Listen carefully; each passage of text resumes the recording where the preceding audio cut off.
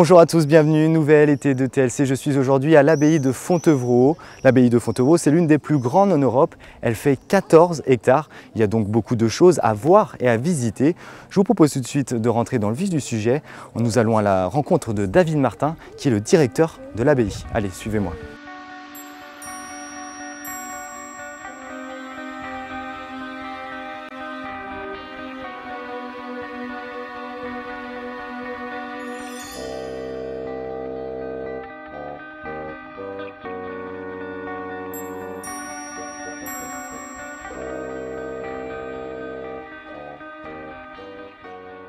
Et je rejoins donc monsieur David Martin. Merci monsieur Martin de nous accueillir. Bonjour, bienvenue. Donc vous êtes directeur donc, de l'abbaye, donc vous allez pouvoir nous en parler de cette abbaye.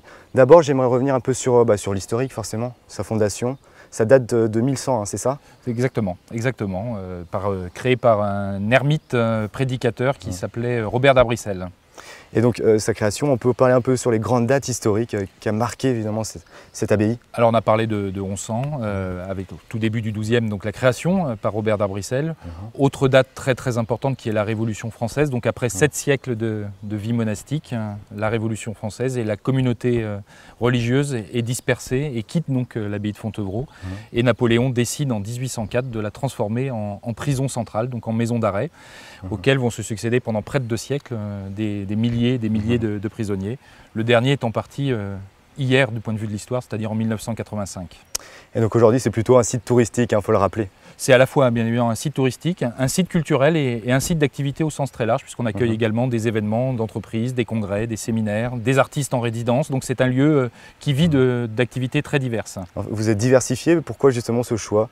Alors, pour une bonne et simple raison, c'est que quand Robert d'Abrissel a fondé cette abbaye, d'ailleurs c'est plus qu'une abbaye dans son esprit, c'est une cité monastique et même une sorte de cité idéale qui doit regrouper des hommes et des femmes et qui va regrouper également les gens issus de la population et les plus pauvres, mais aussi les nobles et les aristocrates. Et c'est très original pour l'époque de mélanger ces populations, d'abord des hommes et des femmes, ça s'est jamais fait, et aussi des populations d'origine sociale très diverses. Et notre idée, c'est aujourd'hui, y compris, de continuer à faire une cité idéale, donc en regroupant des personnes d'origine très diverses et d'activités aussi très diverses.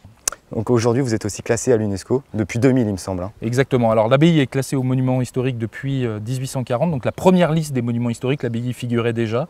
Et effectivement, on a rejoint le patrimoine mondial de l'UNESCO au début des années 2000. Est-ce que ça a provoqué quelque chose chez vous? Est-ce que ça a changé vos habitudes finalement? Alors on est encore plus soucieux en fait de notre lien avec le territoire et le Val-de-Loire, et on travaille de plus en plus avec d'autres sites et plus généralement avec la Loire. Est-ce que vous avez des grands projets dans l'avenir? Oui, alors d'abord on vient de finir un élément extrêmement important pour nous qui est de construire un bâtiment. Ça faisait plus d'1 siècle qu'on n'avait pas construit à l'abbaye de Fontevraud, donc on a construit un pôle énergétique qui se visite d'ailleurs, et donc qui fait de l'abbaye un patrimoine très précurseur en matière de développement durable. On a installé une chaufferie bois qui chauffe l'ensemble de l'abbaye et aussi des panneaux photovoltaïques. Donc ça c'est quelque chose qui est très important pour nous, d'articuler à la fois le patrimoine culturel, le patrimoine historique, mais aussi le patrimoine naturel et de travailler à sa préservation.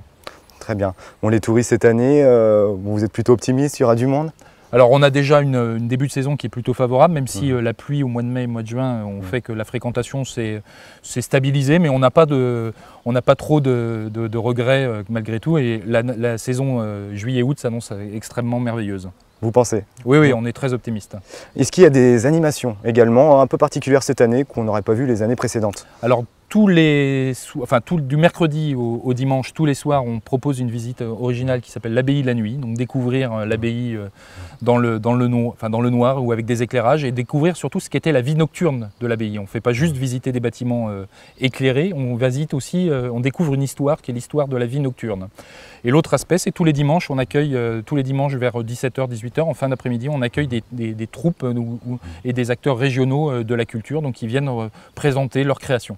Donc beaucoup d'animations encore cet été.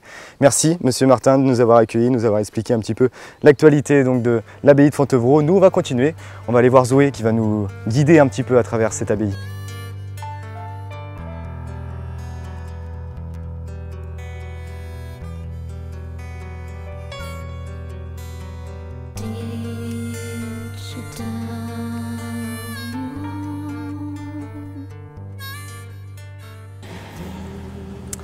Et je continue ma visite de l'abbaye de Fontevraud avec Zoé, médiatrice. Bonjour Zoé. Bonjour. Merci de nous accueillir. Donc vous êtes guide, donc vous connaissez l'abbaye de Fontevraud par cœur, je suppose. Oui, c'est mon travail.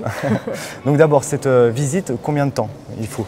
En général, on conseille aux gens de passer 1h30, 2 heures s'ils veulent vraiment tout faire, les intérieurs, les extérieurs, les expositions. Donc le sens de la visite un petit peu, comment ça se passe? Alors, ce qui est facile, c'est que quand on arrive, on a l'église devant soi. Donc les gens vont dans l'église, qui est une des deux parties principales de Fontevraud, à cause du cimetière des Plantagenets, les gisants, Aliénor d'Aquitaine, Richard Cœur de Lion et Henri Plantagenet, le mari d'Aliénor. Et ensuite, les gens, naturellement, vont vers le cloître, puis passent par le réfectoire et finissent dans les cuisines romanes, qui est le deuxième pôle attractif de notre visite, parce que c'est un bâtiment qui est unique au monde aujourd'hui. D'un point de vue du texte, des histoires qu'on raconte, je suppose qu'il y a un petit rappel historique, forcément? Il y a un gros rappel historique, parce que l'histoire à Fontevraud, elle dure 900 ans. Et elle est assez compliquée puisqu'il y a 700 ans d'histoire monastique et l'abbaye a été transformée en prison après la Révolution. Et aujourd'hui, depuis presque 40 ans, notre abbaye est un centre culturel. Donc ça fait 3 vies en un seul lieu et du coup beaucoup de choses à dire. Ouais. Il y a des animations également, beaucoup d'animations. Beaucoup de concerts, beaucoup d'expositions. Là en ce moment il y a 8 expositions sur le site, de l'art contemporain en général et particulièrement des œuvres de commande, des choses qu'on a demandées aux artistes comme le belvédère dans le cloître, que vous verrez tout à l'heure. Maintenant on peut aussi visiter l'abbaye de Fontevraud la nuit. Ça existait déjà l'année dernière il me semble, mais cette année c'est vraiment officiel, hein, c'est ça? Oui, c'est ça, c'est très exceptionnel puisque normalement l'abbaye ferme à 19h30 l'été et pendant le mois de juillet et d'août, on fait 3 visites nocturnes par semaine, qui sont des visites où on va parler de ce qui se passe dans une abbaye la nuit, mais aussi ce qui se passe dans une prison la nuit. Quelle est la symbolique? Comment est-ce que se baladent les gardiens pour surveiller la prison? Comment est-ce que les moniales sortent du dortoir pour aller dans cette église à matine, à minuit, etc. etc. Combien de touristes à l'année à peu près? Environ 200 000. 200 000? Oui, tout compris, les visiteurs, les gens qui viennent voir les expositions ou les concerts, et puis des gens qui viennent en séminaire aussi à Fontevraud. Oui, il y a un nouveau bâtiment qui a été construit. Tout à fait, qu'on a inauguré le mois dernier, le pôle technique. Et donc il est visitable? Il est visitable en partie, on a aménagé une salle pédagogique avec une exposition, et on voit notamment la chaudière à granulés de bois, qui est notre grande fierté, puisqu'on s'est séparé de nos centrales à fioul, et on chauffe maintenant beaucoup plus économiquement et beaucoup plus écologiquement surtout. C'est important aussi de se mettre aux normes, quoi. Oui. C'est un peu ça l'idée. Et pour un bâtiment patrimonial, c'est très compliqué. C'est vraiment compliqué? C'est vraiment compliqué, les espaces sont immenses, sont très hauts, sont très grands, on reçoit beaucoup de gens tout le temps et il faut quand même que ces gens-là puissent être confortablement installés quand ils viennent en visite, en concert ou en séminaire. Très bien. Il y a des concerts bientôt, dans les mois à venir, importants? Alors tous les dimanches de l'été, il y a des compagnies régionales qui viennent, donc autant de la musique que du théâtre que de la danse. Et puis après, notre grand concert c'est au mois d'octobre. C'est un concert de musique indienne. Intéressant. Voilà. Au niveau des visites, quand est-ce qu'on peut venir visiter cette belle abbaye de Fontevraud? J'ai envie de vous dire que vous venez quand vous voulez. On est fermé au mois de janvier, mais sinon on est vraiment ouvert tous les jours. En général, à partir de 9h, 9h30, jusqu'à plus tard l'été, jusqu'à 19h30. Au niveau des visites, il y a visite guidée, visite également individuelle peut-être? Oui, il y a beaucoup de choses à faire. C'est-à-dire que vous pouvez faire une visite guidée, vous pouvez prendre un audio guide, ça c'est les choses très classiques. Vous pouvez visiter par vous-même avec un dépliant. Et pour les enfants, on a aussi un iPad qu'on a mis en place l'année dernière, qui est un jeu qui raconte la journée d'une moniale ou la journée d'un détenu à Fontevraud. Donc ça, c'est très très ludique. Ça se fait en famille aussi, c'est sympa. Puis on a des carnets de visite spéciaux pour les enfants aussi. Oui, il y a vraiment beaucoup de choses à faire. Il y a beaucoup de choses à faire. Merci Zoé de nous avoir accueillis. Moi, je vais continuer ma petite balade. Il y a encore beaucoup de choses à voir. Allez, suivez-moi, c'est en images.